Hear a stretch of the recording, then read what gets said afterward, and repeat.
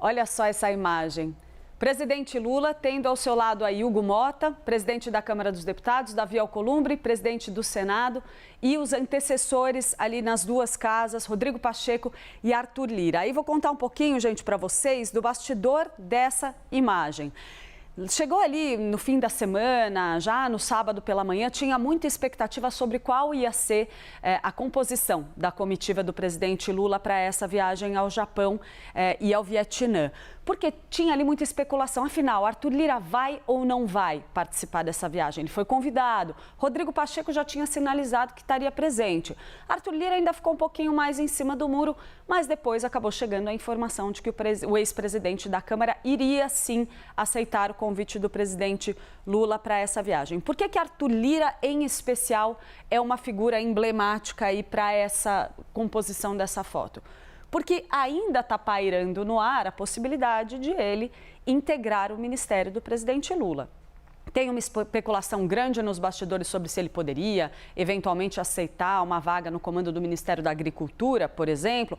Só que essa conversa esfriou bastante no decorrer das últimas semanas. Tem aliados do presidente Lula que dizem com frequência ali que a sinalização vinda de Arthur Lira está sendo ali mais resistente a essa possibilidade. Tem gente próxima de Lira que diz que a esquerdização do governo demonstrada nos primeiros passos da reforma ministerial talvez fosse um problema. O fato de Gleisi Hoffmann ter assumido a articulação política talvez fique um governo puxando mais para a esquerda, o que não seria ideal para Arthur Lira do ponto de vista eleitoral. Mas aí, conversando com o interlocutor próximo do ex-presidente da Câmara, ele me disse o seguinte: olha, de qualquer jeito ele vai na viagem, porque é uma mensagem que ele passa para o presidente da República. Olha, a gente pode até não estar mais namorando, mas eu ainda te amo. Essa foi a frase usada por esse interlocutor. E aí eu trago então a Basília para analisar essa imagem com a gente. Basília, muito bom dia para você. É uma foto que é simbólica e importante para o presidente Lula neste momento, justamente porque ele está nesse estágio de tentar amarrar a aliança com os partidos de centro para essa segunda metade do mandato, né? O que a gente pode esperar aí dessas discussões aí de pé do ouvido no avião? Bom dia. Oi, bom dia, Clarissa, Isabel, todo mundo que está com a gente aqui no Live CNN. Também a Elisa, que deve ter dormido um pouco mais, né, para não aparecer no jornal de hoje. Bom, a gente tem aí Luiz Inácio Lula da Silva, versão 2025, retornando à sua agenda internacional de viagens a outros países, mas com uma comitiva recheada. Por isso, o tema da análise é Lula carrega articuladores do Brasil na bagagem. Ele está levando os cabeças do Congresso Nacional, quem hoje está na cadeira e também quem acabou de deixar esta cadeira e ainda exerce muita influência sobre a combinação de partidos e a sua própria bancada. Arthur Lira fez a presidência de Hugo Motta, né? Escolheu o seu sucessor. Então, essa passagem de bastão, ela ainda não foi completada por todo, né, integralmente, porque você ainda tem focos aí de muita influência mais do Lira do que do próprio Hugo Motta. Lá no Senado Federal, Davi Alcolumbre, que já foi presidente da casa, tem uma predominância maior, ele já está mesmo sentado na cadeira. Qual o objetivo aí do presidente Lula? Demonstrar esse prestígio a esses comandantes da articulação política aqui no Brasil, colocando-os literalmente na bagagem nessa viagem para o Japão. O presidente tem, nesse ano de 2025, agendas bem importantes, projetos de lei, PECs, importantes a serem aprovadas, né? Nesse ano que antecede as eleições. Só para a gente ficar em dois exemplos, vocês que acompanham as informações aqui sempre na CNN Brasil sabem bem que o governo vai travar uma batalha para conseguir a aprovação da PEC da Segurança Pública, que ainda não foi encaminhada de fato ao Congresso Nacional. Isso deve acontecer na volta destes ministros aqui para o Brasil. E a outra proposta é aquela que isenta quem recebe até R$5 mil, isenta de pagamento do imposto de renda quem recebe até R$5 mil.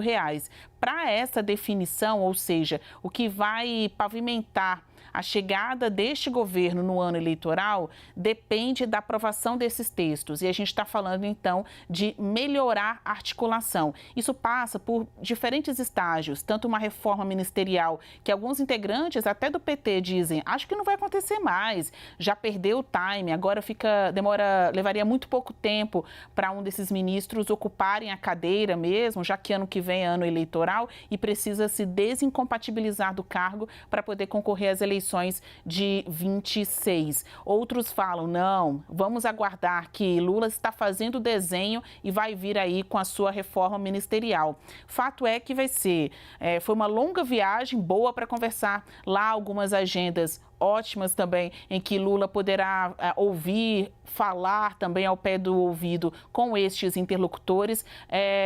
Eles estão em outro patamar da articulação política. Então, o Lula está carregando para o Japão quem são os articuladores da política aqui no Brasil, tanto de fato quanto de direito. Quem está sentado lá na função de presidente da Câmara, presidente do Senado, quem acabou de deixar essas posições e tem sido cotado, cortejado para eventualmente assumir um ministério aqui na Esplanada dos Ministérios. Tanto o Pacheco, que é visto como um bom nome para ministérios que cuidam do desenvolvimento, ou então um candidato governista para o governo de Minas Gerais, quanto Lira, que está no radar do Ministério da Agricultura. Curiosamente, nesta comitiva também está o atual ministro da Agricultura, Carlos Fávaro, que inclusive foi entrevistado pelo Américo. Tem um bordão característico dessa gestão do Carlos Fávaro, falar da abertura de mercados. Esta viagem é uma ilustração do trabalho desses pouco mais de 2 anos do Carlos Fávaro à frente da agricultura. Seja crítico, seja governista ou não, todo mundo tem uma avaliação positiva de Fávaro. Sabe que ele trabalha muito, sabendo ou não que vai continuar neste cargo. A conversa com os mercados asiáticos é uma forma, no atual momento, na atual conjuntura global, de fazer uma alternativa a qualquer sobretaxa ofensiva do mercado americano sobre os produtos brasileiros. Então, ampliar as possibilidades de negociação do Brasil com o mundo e tentar reduzir, ainda que seja difícil, estamos falando do nosso segundo maior cliente no mundo, né, o que vem aí dos americanos com essa gestão de Trump.